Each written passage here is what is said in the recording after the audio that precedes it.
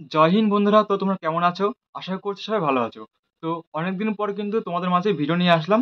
তো আজকে মেনলি আমি আলোচনা করব যে ওয়েস্ট বেঙ্গলে 2025 সালে এসএসসি জিডি এর মেডিকেল কাট অফ কত আসতে পারে বা কতটা যেতে পারে।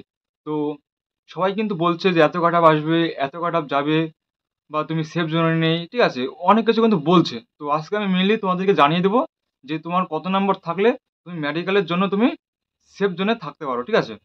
তো ভিডিওটা একদম শেষ পর্যন্ত তুমি দেখো, তাহলে কিন্তু তুমি বুঝতে পেরে যাবে যে মেডিকেল কাট অফ এত নাম্বার আসতে পারে। আজকে শুধু আমি আলোচনা করব বর্ডার ডিস্ট্রিক্টের ক্ষেত্রে, ঠিক আছে।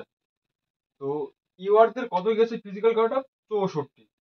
তো মেডিকেল কাট অফ মিনিমাম 74, ঠিক আছে, বা দুই কম বা দুই বেশি। যাদের নাম্বার আছে তোমরা কিন্তু সেফ জোনে আছো মেডিকেলের জন্য। তো এরপরে আসে আমরা এসসিদের ক্ষেত্রে, ঠিক আছে। তো এদের কাট অফ গিয়েছে 59 নাম্বার, ঠিক আছে। তো এদের মেডিকেলের কাট অফ কত আসতে পারে? 70 নাম্বার, ঠিক আছে। অর্থাৎ 10 নাম্বার কিন্তু বাড়তে পারে। তো তোমরা এখান থেকে দুই কমিয়ে নাও বা দুই বাড়িয়ে নাও। ওবিসিদের কাট অফ গিয়েছে 49। তো এদের কাট অফ কত আসতে পারে?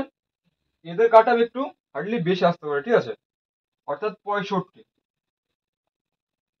ঠিক আছে। এখান থেকে দুই বাড়িয়ে নাও বা দুই কমিয়ে নাও।